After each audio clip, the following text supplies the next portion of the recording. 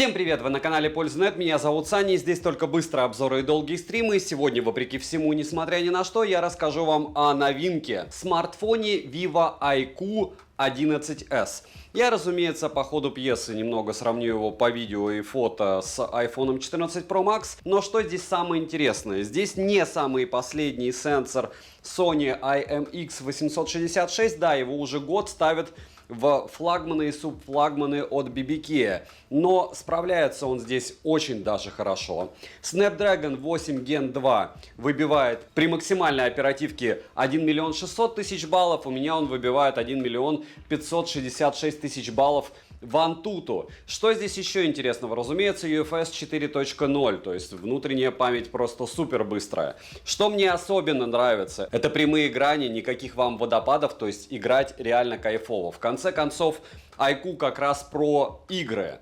Тест на Твиче я уже проводил, смартфон его совершенно свободно прошел. У меня был краткий тест с основного сенсора камеры 10-минутный на лайв-канале, можете посмотреть, как этот смартфон может снимать, притом без всякой обработки. Я просто выгрузил в итоге файл на 4,5 гигабайта 10-минутный на лайв-канал и рассказал, что о нем помню. Мне смартфон понравился, они в каком-то смысле допилили 11-ю версию, в каком-то смысле урезали прошку, но они тоже не особо отличались, как вы помните. Если говорить о каких-то особенностях, металлическая рамка корпуса, разумеется, эко-кожа, которую лучше носить в чехле, иначе через год она будет выглядеть плохо. Дизайн, который по большому счету у них не меняется с 9-й версии.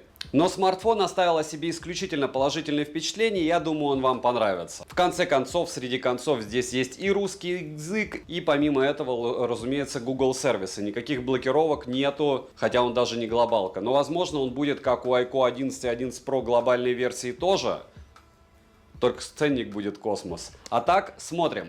Распаковка. Поставляется данный смартфон в стандартной для IQ упаковке. Пакинг хорош. В комплекте мы имеем краткое руководство, ключ для извлечения слота, сам смартфон с защитной пленкой, чехол, блок питания с китайской вилкой на 200 Вт и кабель для зарядки с Type-C на Type-C. Слот прорезиненный на 2 нано-сим-карты. Карту памяти, разумеется, запихать нельзя. Габариты устройства 164 на 77 на 9 мм, а вес 205 граммов. Розыгрыши морем, читаем описание, какие сейчас актуальны. Разумеется, постоянно это 5 Mi Band 7 серии, разыгрывается за лайк, подписку и комментарий к любому видео. Помимо этого еще разыгрывается смартфон Honor Magic 5 Ultimate. Условия в ролике по ссылке в описании. Подписывайтесь с колоколом, перейдем же к смартфону. Полетели. Продается 11s в черной, синей и белой расцветке. Дизайн смартфона практически такой же, как у 11 Pro и как у 11. Да вообще, по мне, 10 и 9 тоже не особо отличаются. Рамки алюминиевые, а тыльная часть выполнена из искусственной кожи. И многие могут сказать, что с ней будет ужас через годик. Через год точно, если чехол не будете носить. В черной расцветке тыльная часть выполнена из стекла. В руке смартфон лежит удобно, одной рукой пользоваться смартфоном можно. Сборка неплохая, как и материалы, ничего вам в пальцы не впивается. Хотя я бы сказал, что определенные зазоры между крышкой и рамкой есть, но пыль туда не забивается, во всяком случае пока. Защиты от пыли и влаги официальной у смартфона нет, к нашему сожалению. Может быть, где-то мелким шрифтом что-то и напишут, но даже в рекламе об этом ничего не упомянули. На корпусе расположили кнопку питания, качели регулировки громкости, разъем USB Type-C OTG версии 2.0. Далее есть два микрофона, динамики и капорт, а вот мини-джека нет, что неудивительно. Многие советуют переходник, но это атовизм. Лучше бы оставили они мини-джек, тем более нет защиты от влаги. Звучание неплохое, стерео, но не топ. И есть ощущение, что оно с перекосом в один из динамиков. Кастомного эквалайзера нет, но на борту имеются некоторые функции для улучшения качества звука и стандартный набор Bluetooth кодеков. Двойной линейный вибромотор по оси X хороший, но далек от идеала. Не ванпласовский он. Настроить силу вибрации можно, как и тактильный отклик. Для игр есть 4D вибрация, что стандартно для смартфонов IQ, но она работает только в играх, в которых эта функция оптимизирована. Их немного. Летим дальше. Смартфон оснащен Samsung AMOLED E6 дисплеем, есть и покруче, но все равно здесь есть технология LTPO версии 4.0. Дисплей размером 6,78 дюйма с разрешением 3200 на 1440 пикселей 2К. Притом, разумеется, разрешение можно в настройках менять на меньшее. Но зачем покупать с этим разрешением, чтобы переставлять на меньшее, не совсем понимаю. Широкая цветовая гамма DCI-P3, экран поддерживает HDR10+, Z-Real и MEMC технологию. Плотность пикселей с очень хорошим запасом 517 ppi, пиковая яркость заявлена 1800 нит, яркости экрану более чем достаточно, в солнечный день можно пользоваться смартфоном без проблем. Автояркость отрабатывает хорошо, частота обновления экрана максимум 144 Гц, динамический режим от 1 до 144 Гц на борту, и он работает. Тач на 1200 Гц, тест на частоту дискретизации касания вы можете наблюдать на экране, и результат слегка хуже среднего, но мне кажется, что здесь интеллектуальный режим тача в принципе включается, когда ты включаешь игры, даже без активации игрового помощника. Мультитач на борту, но на 10 касаний он откликается плохо. Понять не имею почему, мне кажется, тоже какая-то защита вшита, интеллектуальная, к сожалению. Частота регулировки шима 1440 Гц, и да, мы у Honor видели и за 3000. Показатели шима отличные, выше 15% шим не поднимался. Также в настройках можно найти различные функции для защиты зрения, что делает использование данного смартфона комфортней. Полноценный Always On дисплей в наличии, он неплохо оптимизирован, и как всегда там много всего интересного. Разблокировать экран можно при помощи оптического сканера отпечатков пальцев, внедренного в экран, распознавание лиц и стандартными способами разблокировки. Сканер отпечатков пальцев работает отлично и довольно быстро. Но я встречал шустрее. По мне, в вивовских флагманах он работает быстрее. Зарегистрировать один и тот же отпечаток нельзя, за что плюс распознавание лица срабатывает даже под углом, притом быстрее и лучше, чем пальца. Можно, кстати, поставить, чтобы была разблокировка и по лицу, и по пальцу. Так будет безопаснее. Внести биометрические данные можно только одного лица. Летим дальше. Здесь самое стандартное все. Процессор установлен Qualcomm Snapdragon 8 Gen 2 с техпроцессором 4 нанометра с 8 ядрами, максимальная частота которого 3,2 ГГц, но они с ним по мне перемудрили. Может быть из-за того, что здесь чип Vivo V2, который на борту, и он помогает по идее съемке. Опять же, съемки вы видели много уже на лайв-канале, здесь увидите примеры съемки. В целом вопросы остаются к тротлингу, но об этом позже. Графический процессор Adreno 740, интерфейс Origin OS версии 3 на базе Android 13 версии. Когда вы смотрите, может быть уже после полгода после релиза, там уже вполне возможно и Origin OS 4, Android 14-15. В общем, все будет обновляться. Интерфейс, как вы могли заметить, доступен на русском языке. Шрифт можно обновлять, и даже нужно. Я согласен, что он здесь в стоке убогий, но обновить его опять же можно. Оперативная память LPDDR5X доступна на выбор 12 или 16 гигабайт. Внутренняя память UFS 4.0 на выбор 256, 512 и 1 терабайт. Имеется поддержка Wi-Fi 7 серии, поддержка 5G сетей, 4G сетей. Про Wi-Fi 7 я хочу отметить тоже определенный момент. Это первый смартфон, который Genshin Impact у меня качал со скоростью барабанная дробь 45 мегабайт в секунду. Я такого у андроидов не видел. Я даже половины от этого не видел. То есть Wi-Fi плюс оптимизация, и если у вас нормальный канал, смарт будет летать прямо вау. Связь смартфон ловит в больших городах хорошо. Звучание во время разговора отличное, проблем с датчиком приближения и микрофоном у меня не было. Запись разговора на борту без уведомления собеседника о начале записи, так как у меня китайская версия смартфона. Bluetooth версии 5.3 NFC смартфон поддерживает. На данный момент можно установить MirPay и спокойно оплачивать покупки. GPS-тест в городских условиях показывает точность стандартную до 3 метров. Что касается аккумулятора и автономности, емкость аккумулятора здесь 4700 мАч. В PC-марке он выдал 8 часов 23 минуты при максимальной герцовке, максимальной яркости и максимальном разрешении. И я вам скажу, это космос. В тесте на производительность 1С показал 13951 балл. Смартфон поддерживает быструю зарядку на 200 Вт, а беспроводной зарядки нет, в отличие от 11 Pro. Заряжается она от 0 до сотки в среднем за 16 минут, от 0 до 50 за 6 минут. За 1 час просмотра видео на YouTube по Wi-Fi у меня уходит на 100% яркости в среднем 3% заряда. За 1 час игры с одновременным стримингом на Twitch уходит в среднем 24% заряда в сбалансированном режиме. Для игр производитель предоставил просто море технологий, которые улучшают игровой процесс. Играть комфортно. 11S показал себя достойно, но Smart слегка сбрасывал яркость из-за перегрева. Я об этом скажу вам в конце. В целом, это вам не какой-нибудь Samsung A73, который я вчера обозревал, у которого яркость была сразу после загрузки игры 200 люксов. На минуточку здесь было 570 после перегрева. До перегрева было 880. Перейдем же к тестам. Тротлинг-тест проходит ужасно. Результаты вы видите на экране. Я не знаю, что с ним случилось. Надеюсь, что это дело допилят, потому что как-то стабильностью здесь не пахнет. Что он выбивает в Geekbench 6 вы тоже видите в 3D-марке. Wildlife и Maximum, Wildlife стресс-тесте 7760, Wildlife Extreme стресс-тесте 3706, Slingshot Extreme и Slingshot был на максимум, Вантуту выдал результат в 1 миллион 588 тысяч баллов, притом съел только 5% заряда. И это очень хорошо. Storage-тест показал 131 тысяча, стресс-тест прошел стандартно для данного процессора, и результаты вы видите на экране. Основной блок камер с тыльной части состоит из 3 сенсоров, двойной LED-вспышки и датчиком освещенности с защитой от мерцания. Основной сенсор Sony IMX866, притом с каким-то там артикулом, он здесь у нас на 50 мегапикселей, с оптостабом уже год его во флагманы запихивают, и работает он хорошо. Сверхширик мракобесный OmniVision OV08D на 8 мегапикселей с углом обзора в 120 градусов, и портретный сенсор не самый печальный Samsung ISSL 3L6 на 13 мегапикселей. Запись видео доступна с основного модуля в 8К 30 FPS, 4К 60 FPS и ниже. Есть несколько режимов стабилизации видео: оптический двухкратный зум и гибридный 30-кратный зум, HDR-съемка, режим микрофильмов и так далее. Фронтальный сенсор на 16 мегапикселей ISSL 3P9 находится по центру верхней части экрана в небольшом вырезе. Максимальное разрешение для съемки видео у него 1080p 30 FPS. Вот вам короткие примеры того, как он может снимать, и сравнение с iPhone 14 Pro Max. Так, честно говоря, iQOO меня заинтриговал, и поэтому с яблоком я немного сравню съемку, и сейчас все встало на свои места. Как вы видите,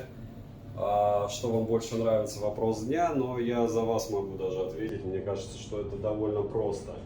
Потом посмотрю в исходниках. В целом, смарт на свои деньги, но чем-то фееричным, видите, уже в недостаточном освещении не блещет точно. Про фронталку вообще молчу. Фронталка с недостаточным освещением, 4К 30 FPS на яблоке и 1080p на BBK. Ну что, стоковая камера у яблока, стоковая камера у iQOO, 4К 60 FPS. Ощущение, что iQOO кропает. Ну ладно, у него идет усиление голоса сейчас. Возможно, у яблока я закрыл пальцем микрофон, и что самое главное для меня, я удерживаю эти смарты двумя руками. Вот так, к примеру, вы сможете снимать на эти два смартфона. И по мне, вот еще раз обратите внимание, что у Vivo идет кроп. По мне снимают они оба неплохо. Сейчас у нас стоковая камера яблока и ультраширик стоковая камера у iQOO. У яблока у нас 4К 60 FPS, у iQOO 1080p 30 FPS. И вот так вы сможете снимать на ультраширик одного и второго устройства. Особо сравнивать прям съемку не хочется. Почему? Потому что и так все ясно. С одной стороны. С другой стороны, может быть, подобного рода смартфона вам будет более чем достаточно, извращаться смысла вообще никакого нет. Ну и фронталка 1080p 30 FPS на iQOO и 4К 60 FPS на яблоке. Вы поняли? Облака поняли, и вы поняли. С другой стороны, а зачем вам облака? Вы же себя снимаете, как немногие пишут. 4К 60 FPS, ночь, держу неподвижно оба смартфона, и я вам скажу, что ладно, чуть-чуть я двигаю, но не иду с ними. А если вы обратите внимание, на iQOO просто море шумов, и да, может быть, сенсор у него и получше, но, во-первых, я вижу фризы, во-вторых, яблоко, хотя у меня в прямом смысле поцарапанные линзы уже, и оно затерто прям по лютой теме, оно снимает более-менее стабильно. Хотя зайчиков, конечно, ловит. Надо было получше его протереть. Если обратите внимание на голубые огоньки не на здании ближе, а на зданиях дальше, вы увидите, что у яблочка все получше. Но опять же, вы видите все равно все в 1080p. Вот так примерно они смогут снимать ночью против солнца. И самый противный объект, стандартный для всех роликов. И тот, и другой смартфон в 4К 60 FPS справляется.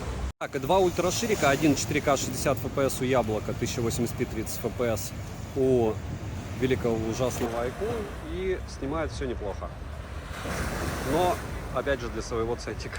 Ну что же, начнем с сравнения. Здесь у нас iPhone 14 Pro Max, апертура 1.9, и по большому счету здесь у нас яблоко по полной программе выигрывает. Почему? Потому что это пример работы фронталки, а во фронталке, к сожалению, 11s, даже с апертурой 2.5, кстати, не так и хорошо. Достаточно видно, как проигрывает, допустим, по количеству морщин. Вот здесь вы видите их больше, здесь вы их видите меньше. Повторяюсь, исходники будут все в телеге, это 1000 раз я скажу. В целом и тот, и другой другой смартфон неплохо фотографирует, но это небо и земля с точки зрения фронталки. Напоминаю, что BBK не про эти камеры. Теперь сравниваем фото с основных модулей. У 11s у нас апертура 1.9 и 72 пикселя, кстати, на дюйм с ISO 171 в автомате. У Яблока апертура 1.8, ISO 80 и тоже 72 пикселя на дюйм.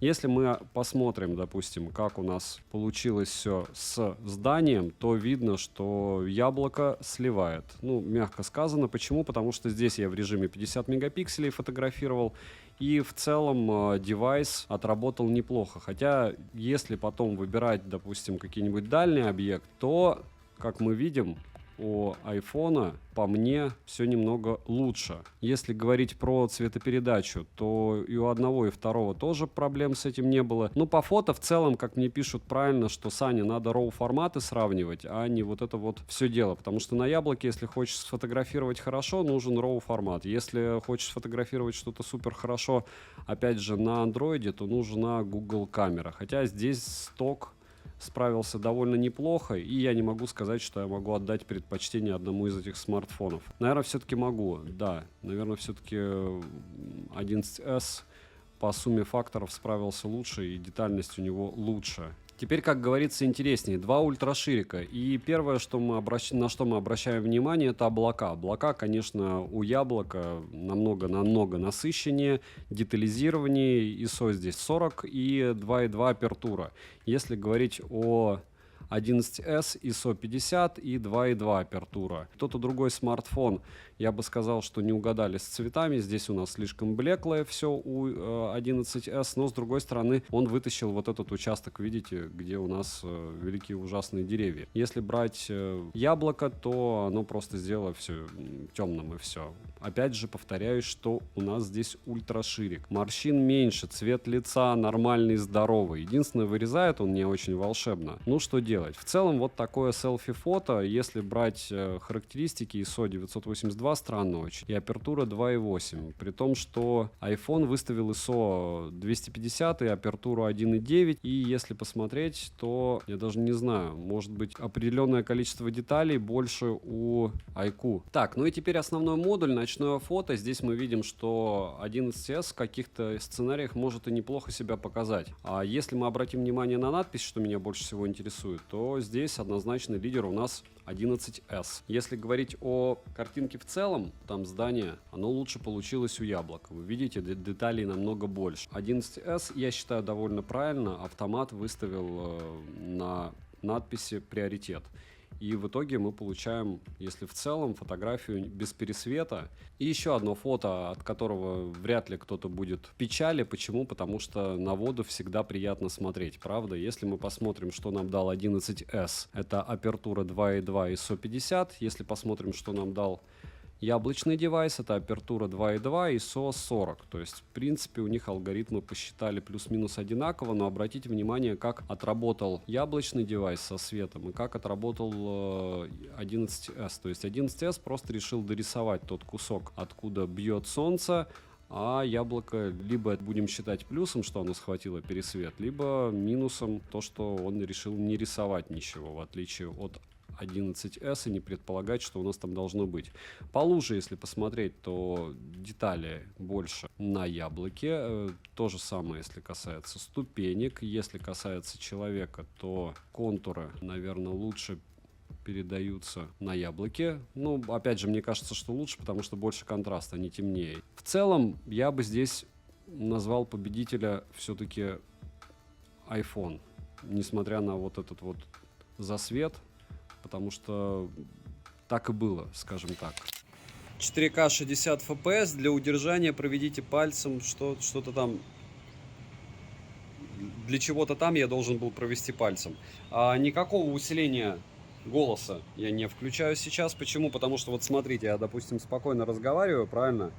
Включаю усиление голоса, уровень фонового шума станет ниже, и голос становится как у робота. Я его отключаю, поэтому забываем про усиление голоса в аппаратах BBK. Я не знаю, может на заводе только можно использовать данную функцию рядом с какими-нибудь там станками. Вот. Если брать иксы, X здесь максимум с 4К 60 FPS, десяточка должен быть. может чуть больше, но опять же, вот да, максимальный масштаб достигнут. Сейчас я его сделал под упор, и вот так вы сможете зумировать.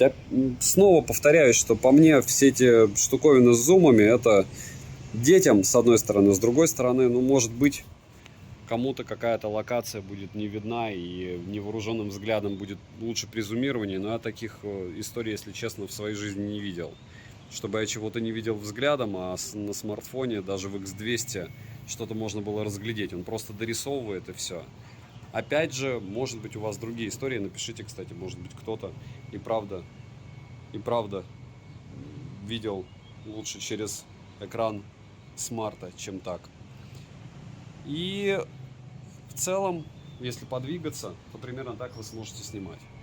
Ультраширик здесь работает только в 1080p 30 fps. С ультраширика, когда мы, допустим, переходим, мы работаем с ультраширики, видите, он переходит на основную камеру. Максимум здесь тоже X10 и 1080p 30 fps визуально на смартфоне от 4К мало чем отличается. Для вас, разумеется, он отличается сильно. Вот он, ультраширик. Многим он полезен. Я очень часто говорю, что он для меня, с одной стороны, бесполезен, с другой стороны, в последнее время я попадаю в те локации, в которые я думаю, а где ультраширик? Я бы хотел эту фотографию сделать. Так что я забираю свои слова обратно, и для меня ясность уже есть, зачем он мне нужен. Зачем он вам нужен, вы тоже должны понять. Но лучше, чем GoPro, ничего никто не придумал пока, лично для меня. Для съемки вот в таком формате. Кстати, GoPro у меня уже очень давно, и на нее тоже надо сделать обзор. Сколько всего надо сделать обзор, правда? И маленькое объявление, скорее всего, 99,9 в периоде, что на Бусте я буду выкладывать видео про жизни в подобных штуках, про какие-то социально-бытовые штуки. Да и не только про жизни в этих штуках, потому что я в своей жизни поменял, наверное, 14 городов. Соответственно, там снимал много всяких помещений, много всяких мест, где жил, и какие-то моменты из разряда поиска, трат и всего остального в голове у меня есть, как все это лучше делать. И что такое длинные деньги, да? Длинные деньги, опять же, не буду ни в коем случае вам рассказывать, каким образом зарабатывать их. Я буду рассказывать, как, наверное, лучше не терять. А те, кто пробовали на крипте там зарабатывать, да, уже, я думаю, обожглось достаточно людей. В моей молодости это были акции, облигации, кто-то покупал, вылетал в трубу, теперь это крипта. И, разумеется, мы сейчас просто смотрим, как фронталка отрабатывает у IQ U11s. Если вы можете себе его позволить, то, наверное, вас остальные вопросы тоже заинтересуют. Мне смарт нравится, хотя фронталки у всех BBK, ну, вырви глаз. 4К 60 FPS, съемка объектов, маленьких и противных. И хорошо с автофокусом все. Не супер, но и неплохо. Фронталка, недостаточное освещение, разумеется, ужасное место для того, чтобы записывать звук с одной стороны, с другой стороны здесь местами есть разной температуры освещения, теплый в основном свет, холодного нет. И вот так вы сможете себя снимать в не лучшей обстановке. Не самой лучшей фронталкой, прямо скажем. 4К 60 FPS, и напоминаю, что я камеру протираю. Это 11Q IQ 11s, у меня был 11 Pro, у меня был 11, у меня был 10, у меня был 9. IQ-шка, по-моему, даже 8 была, но я не уверен. Neo 8 был недавно и Neo 8 Pro. Это из того, что из этого бренда вы можете посмотреть, насколько хорошо он снимает, вы можете оценить. Насколько хорошо работают микрофоны в чехле, тоже можете оценить. Недавно вышел планшет, и я сделал ошибку, предположил, что не будет его никогда на глобалке, а потом вспомнил, что IQ 11 и 11 Pro на глобалке были. Так что чисто гипотетически этот на Snapdragon Gen 2 с неплохим сенсором тоже может там появиться. И двухоконный режим. Квадратик, кстати, нельзя передвигать. Очень странные дела, ну ладно. Вот, допустим, вы предметы бы решили на него снимать. И вот так бы у вас это дело получилось. Кстати, неплохой автофокус, смотрите. Ничего ж себе. Ну-ка. Я удивлен. В хорошем смысле. Вы ощущаете? А, это, кстати, состояние моего айфона, на которое я делаю подсъемы. Да, и ношу его без чехла. Еще немного фронталки. Попытки найти хорошее место, чтобы она проявила себя. Но она проявляет себя только с плохой стороны. Так, суперстабилизация возможно только в 1080p 60 fps. Буквально там 5 метров пробежал, остановился, перевел. И вот так примерно вы сможете снимать те или иные объекты, если вам нужно будет делать это быстро. Вот она фронталка. Я, кстати, придумал, как снимать лица. И это довольно просто. Я буду себя на вот этот штатив снимать. А если говорить о съемке, ну, роллинг-шаттера нет. А пример один большой для сенсора вы уже можете увидеть на лайв-канале. Я его уже выгрузил. 4К 60 FPS. Виды, прям виды. Я стараюсь снимать плавно, по красоте, чтобы вы могли насладиться. Вот сейчас безумный ветер. Включаю усиление голоса, потому что я надеюсь, что шума будет меньше. И вы можете оценить, как будет снимать этот смартфон. Довольно шумной обстановке, ветер очень сильный, вы видите это дело по волнам. Нравится мне он, нравится прям.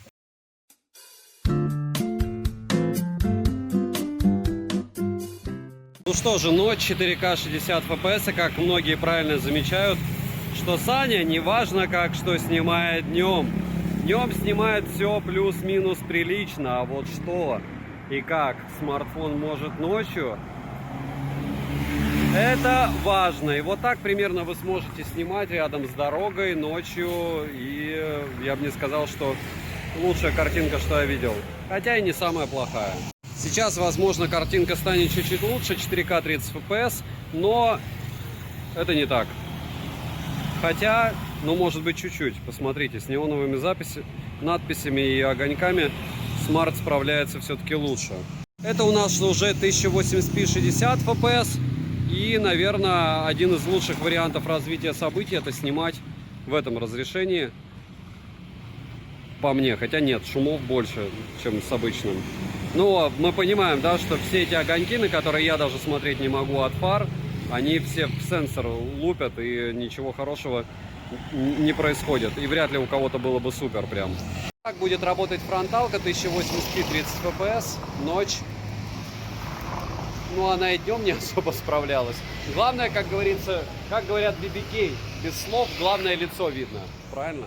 1080p 30 fps, и вот так съемка диодов можно осуществлять. Вот так усиление звука. 1080p 30 fps, фронталка, и вот так вы сможете себя снимать на ночных улицах. Если встанете, то, кстати, я не буду комментировать.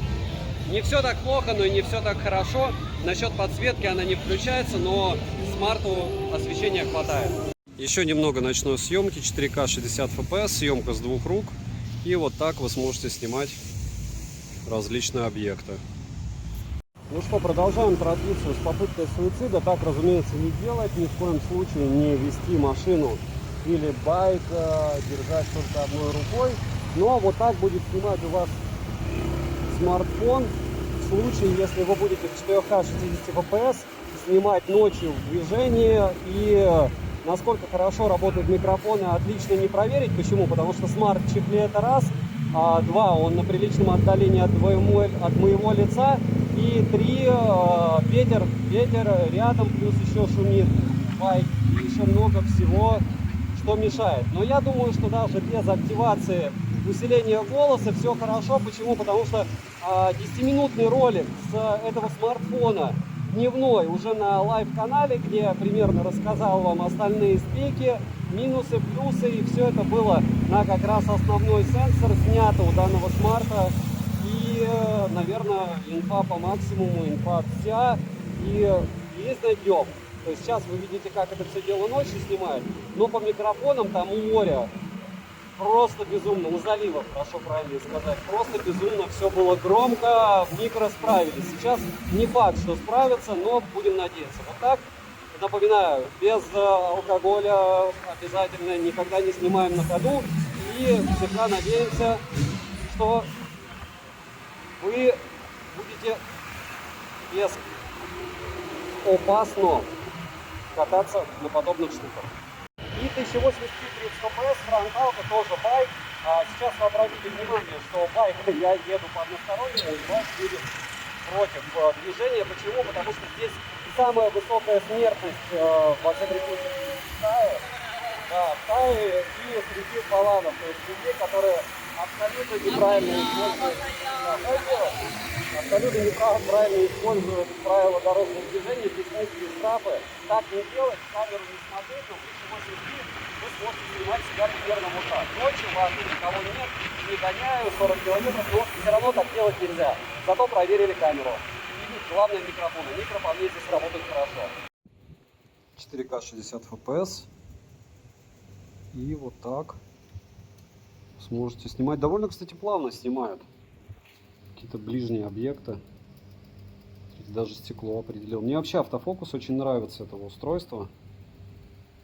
Но в сравнении с яблоком мне не нравится картинка. Думаю, вы солидарны. Хотя, может, нет. Минусы. Старенький USB Type-C. Качество звука могло бы быть получше, так как динамики имеют разную максимальную громкость. Нет защиты от влаги, нет мини-джека, нет возможности расширить память, вставив microSD. И мало чем отличается от линейки в 11 и 11 Pro. Цену можете посмотреть по ссылке в описании к видео. В долларовом эквиваленте она максимально адекватна, поэтому они и выгрузили всю эту радость. После 11 и 11 Pro выгодно его брать. Ну а в рублевом все зависит, как говорится, от курса. Не забудьте подписаться на телеграм-канал скидок взаимопомощи и мой личный телеграм-канал, там много всего полезного. Всем, кому интересен подобный контент с почти ноунейм брендами, которые являются ноунеймами только у нас, а по всему миру довольно популярны, ставим лайк и пишем в комментах, что бы вы еще хотели увидеть на обзор. Нравится мне iQOO. И тестировать, и рассказывать. Хорошие смарты. И резюмировать, разумеется, мне хотелось бы на сам смартфон. Что я могу о нем сказать? Первое. Я люблю iQOO. И если брать все бренды от BBK, то, наверное, это теперь мой любимый бренд, потому что OnePlus они там блокировали, вроде бы все закончилось хорошо, но все равно. И у OnePlus они делают нехорошую вещь, по мне. У меня был обзор на OnePlus 2V, это китайская версия, потом появился Nord 3, и это same. Мне очень не нравится, когда бренд берет один и тот же смартфон и просто под разным неймингом, под разные регионы начинает его клепать.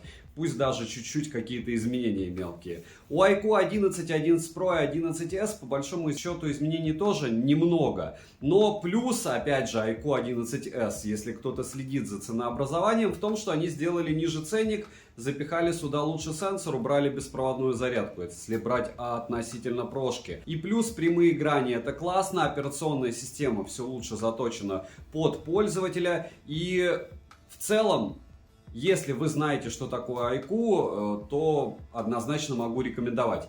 Если вы не знаете, что такое iQOO, вы можете постепенно начинать, не знаю, приобретать устройства из разряда Neo 8 и Neo 8 Pro. Вот они прям топ за свои деньги, они рвут Xiaomi на территории Китая, потому что за те средства, что они продают смарт, у, допустим, того же бренда Oppo есть смартфоны только ценового сегмента пониже, а по программному обеспечению iQOO точно им не уступает. Если говорить о каких-то недостатках, да, здесь есть тротлинг, да, если ты играешь, то он сильно греется, но яркость он слишком сильно не сбрасывает, то есть у него максимальный сброс яркости на уровне максималки от Poco F5, то есть Poco F5 без сброса яркости, примерно так, настолько же будет яркий, насколько iQOO 11s. Разумеется, когда ты начинаешь в Poco F5 играть, то он все это дело сбрасывает еще больше.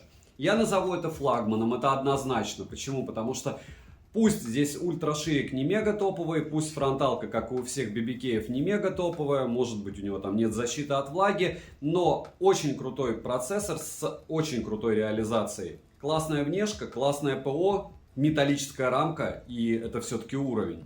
И вот эта вся сумма факторов говорит о том, что устройство хорошее.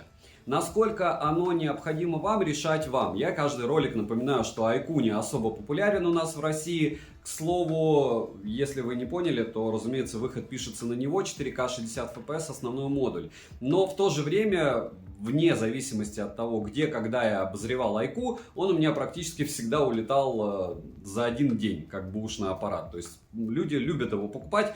Логично, что без какой-то наценки, но если вы хотите поиграться с чем-то, то купив, допустим, на том же Алиэкспрессе во время распродажи данное устройство, плюс-минус те же деньги, через месяц вы сможете его продать, если он вам не понравился. Здесь максимально топовое железо, это Gen 2 процессор, здесь классный экран, LTPO-шечка, здесь прямые грани, в десятый тысяч раз повторяю, потому что для меня это, ну, как эталон. А если вам нравится подобный контент, не забудьте прожать лайк, поставить колокольчик и написать в комментах, чтобы еще купить на обзор. Я понимаю, что айкушного, допустим, у нас вообще продавца в России нет, официалов. Кстати, вот вам бизнес-идея, если кто-то занимается электроникой, у вас широкий карман, я думаю, вы понимаете, о чем я. И вы хотите что-то делать интересное, можете написать ему, попытаться глобалочки у нас продавать, потому что в комментах у меня людей очень много пишут, а где купить глобалку. Потому что если люди пощупают это устройство в магазинах, допустим, в Азии, в магазинах они есть. Поэтому, тысячный раз от меня девайс сюда. Добра и удачи вам, дорогие друзья!